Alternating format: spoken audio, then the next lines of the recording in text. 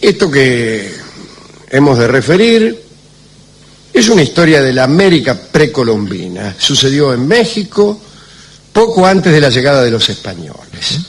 La conocemos gracias a las crónicas de Bernardino de Sahagún y de otros que llegaron unos años después de este conflicto. Bueno, como es un adulterio, conviene decir algo del adulterio entre los aztecas. El profesor Jacques Sustel ha dicho que resulta difícil afirmar si la infidelidad era frecuente en aquellos pueblos. En cualquier caso, la represión era rigurosa, extremadamente rigurosa. Esto parece indicar que la sociedad se daba cuenta de que la infidelidad entrañaba un peligro grave, ya que el adulterio suponía la muerte para los dos que lo cometían, para los dos. Yo me atrevo a hacer aquí una pequeña objeción y a lanzar una opinión. Me parece que la infidelidad siempre entraña un peligro para el hombre, más que para la mujer. Y cuanto más rigurosa es la pena para el adulterio, más riguroso es el dominio masculino en esa sociedad. Está bien. Tanto es así que aquellas sociedades que casi ni registran el adulterio son finalmente sociedades matriarcales. La sociedad matriarcal casi no desconoce el adulterio. Claro, porque además no hay una transmisión patrilineal, claro. Así que, por más que se castigue a los dos, el peligro es para el hombre. Y el hombre castigado lo es porque ha vulnerado la supuesta propiedad de otro hombre. Claro. No porque ha engañado a una mujer, sino porque ha desposeído a otro hombre. Claro, y además... Esa es la señal del castigo para el adúltero. Y no solo porque ha profanado una propiedad ajena, sino porque ha puesto en duda la continuidad de la estirpe. De la estirpe, claro, la ha puesto en tela de juicio. Bueno, ustedes se preguntarán, ¿cómo mataban a los adúlteros? Yo no, pero ustedes sí. ¿Cómo mataban? Se los mataba aplastándoles la cabeza a pedradas. ¿En la cabeza? Sí. A la mujer, por delicadeza, primero se la estrangulaba. Claro, está bien. Ni siquiera los más altos dignatarios escapaban a este castigo. La ley exigía que el crimen estuviera bien probado, eso sí, porque no somos bestias, señor. Por ejemplo, el solo testimonio del marido no valía, no servía, no alcanzaba, no bastaba. Se necesitaba que otros testigos, amigos del marido, por ejemplo, viniesen a confirmar sus afirmaciones. El ejemplo más terrible y más célebre del México antiguo lo ha dado la familia real de Texcoco. Sabemos que el imperio azteca estaba enfrentando a varios reinos vecinos y que también sostenía un vínculo difícil incluso con los pueblos. O sea, el imperio azteca sostenía un vínculo difícil incluso con los pueblos que sojuzgaba, que estaban bajo su... Sí, claro, esto es lo que aprovechó Cortés. Claro. Bueno, en tiempos del imperio de Moctezuma II, con sede en Tenochtitlán, se produjo un conflicto con los aztecas de Texcoco, que eran gobernados por el rey Netzahualpili. Netzahualpili, como rey provincial del Imperio Central, había logrado tener como esposa nada menos que a la hermana de Moctezuma. Ser cuñado del capo es feo. Es peligrosísimo.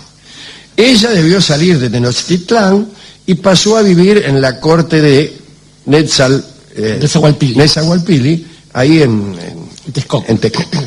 Parece acá entre nosotros, ahora podemos decirlo, ¿no?, que la hermana de Moctezuma marcaba 1,36 la milla. Era una princesa extremadamente liberal, que concedía sus favores carnales a muchísima gente, sobre todo a los mejores jugadores de pelota. Mirá vos, una pionera. Que en aquella comunidad todos eran muy aficionados al tlachtli, al juego de pelota. Dice la crónica, esta princesa, aunque era casi una niña, se comportaba de una forma tan astuta y diabólica, me está gustando, Sí. que viendo que su gente le temía y le respetaba, comenzó a dar muestras de flaquezas en lo que se refiere a fidelidad. Como se ve, el cronista escribía bastante mal. Sí.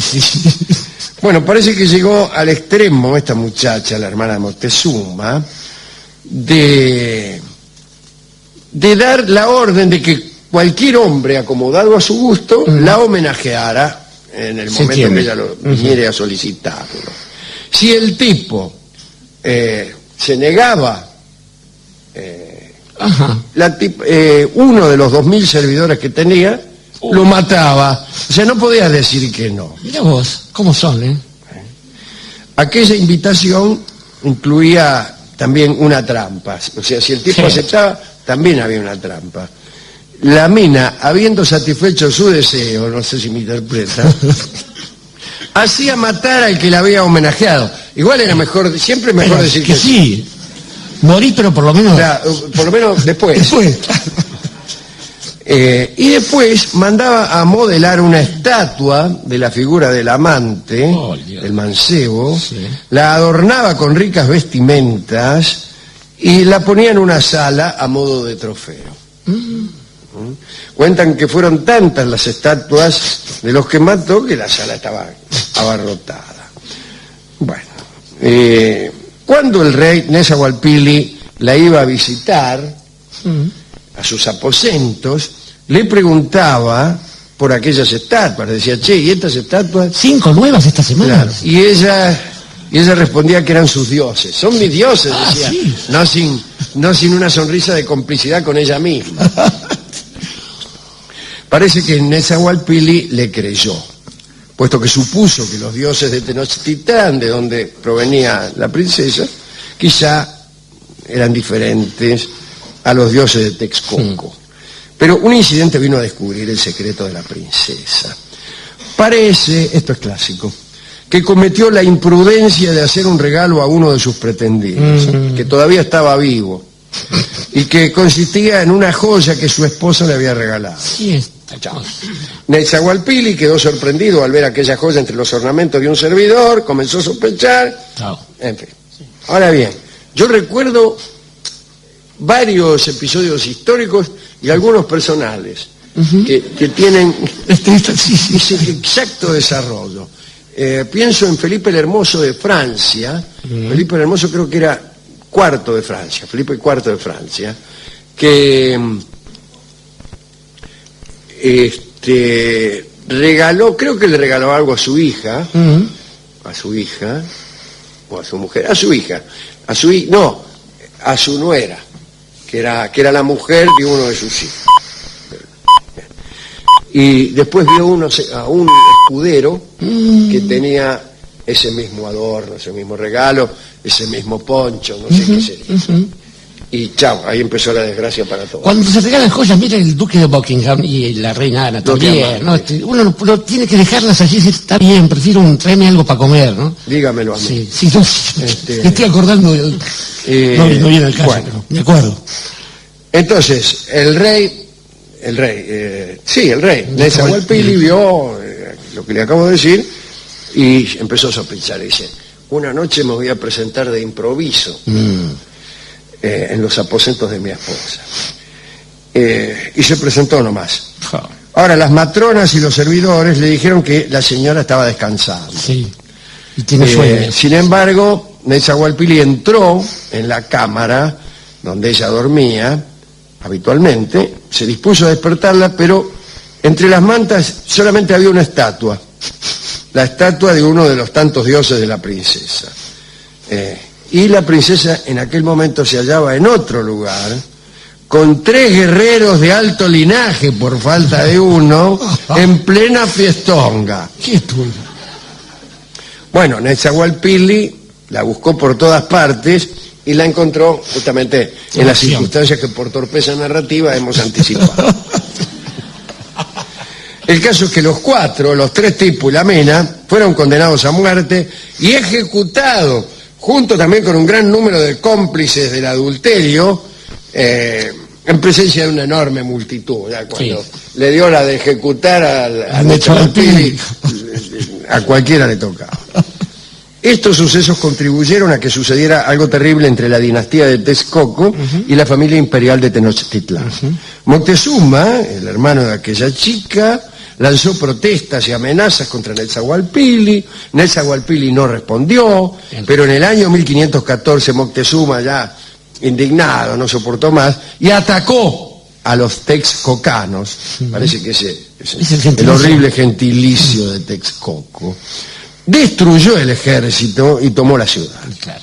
Desde hacía mucho, aquella región se estaba poniendo poderosa. Recibía tributos de 20 pueblos distintos y construía templos todavía más ostentosos que los de Tenochtitlán. Quizá ese poder paralelo fue lo que en verdad, digo yo de un modo efemerista, movilizó a Moctezuma, a quien a lo mejor su hermana no le importaba un bledo. Claro. De todos modos, de la ruptura de la alianza por la muerte de su hermana, nadie duda. Sí. Cuando Nezahualpilli murió, el sucesor fue nombrado entre los descendientes de Moctezuma, sin tener en cuenta la voluntad del Consejo de Ancianos de aquella región de Texcoco, que pasó, por cierto, a deberse completamente al imperio de Moctezuma. La moraleja podría ser que la conducta de la propia hermana puede ser motivo para la invasión de una región apetecible. Puede ser un lindo casus belli. Sí, totalmente. Y también han existido muchos casos que son casus belli por este tipo de cosas. La hermana como casus belli es un buen título para un estudio histórico. En realidad no es la conducta exactamente de la hermana, sino la ejecución de nuestra hermana por su inconducta. Claro. Lo que le molestó a Moctezuma no es que la hermana fuera medio torranta. Claro, fuera torranta, sino que lo hubieran ejecutado por tal motivo. ¿Sabe usted que si a todas las hermanas que cometen infidelidad las ejecutaran, la institución del hermanazgo hubiera fenecido ya hace muchísimos siglos? No quedarían ya hermanas para contar el cuento. Pero bien. ¿A quién quiere dedicar esto? Además de a todas las hermanas del mundo. A todas las hermanas del mundo que siempre son. A todas las hermanas que escuchan este programa. Mucha gente es hermana de alguien. Sí, no está mal eso en general. Lo cual tampoco es tan gracioso a menos que el cuñado se entere. Sí. Pero, además de todos los cuñados, menos a Bernardo de Sahagún, que como usted bien dice, no tiene las dotes narrativas que hubiera requerido una historia tan florida y rica como la de México. Sí, hacía falta un especialista en cuestiones de alcoba. Miller, por ejemplo, alguna cosa así. ¿Cómo se llama aquel de las historias de amor en la corte de Francia? Ahora me acuerdo. Bien, fuera de la pluma, entonces estaba pensando que el problema de Nezahualpilli fue, en principio, tomar un mérito para, ciertamente, usufructuarlo y alimentar su voluntad de poder, porque el casarse con la hermana de Moctezuma es lo que le permitió también tener el beneficio de pueblos vasallos. Claro, exactamente. El tipo dijo, bueno, yo me aprovecho de la hermana, ¿por qué no se van a aprovechar el resto de los súbditos? Que era lo que quería la hermana de Moctezuma. Estaba pensando en Moctezuma, que tampoco es una figura simpática, porque así como tuvo los redaños necesarios para ir y masacrar a todo el ejército de Texcoco, no tuvo la misma voluntad de ánimo y de presencia y de entereza para enfrentarse al invasor español. Y esto fue lo que generó también que... Como si tenía el hermano. Exactamente, como si tenía... Cuauhtémoc Blanco. Cuauhtémoc, que fue el sucesor de Moctezuma y el último emperador azteca. Del mismo modo recordamos también para aquellos reyes que proceden con sus vasallos de esta manera tan brutal, pero a los enemigos externos no los enfrentan, que Moctezuma fue masacrado por su propia gente. Y estaba pensando también que... en este tipo de situaciones, para el amor, en el plano del amor, esta cuestión de la fidelidad se convierte en una cosa de lealtad. Y en el amor es como si todos los días fueran 17 de octubre, porque se exige una especie de recreación permanente. No, a mí eso no me gusta. Y eso realmente es injusto. Eso es lo que no me gusta del matrimonio.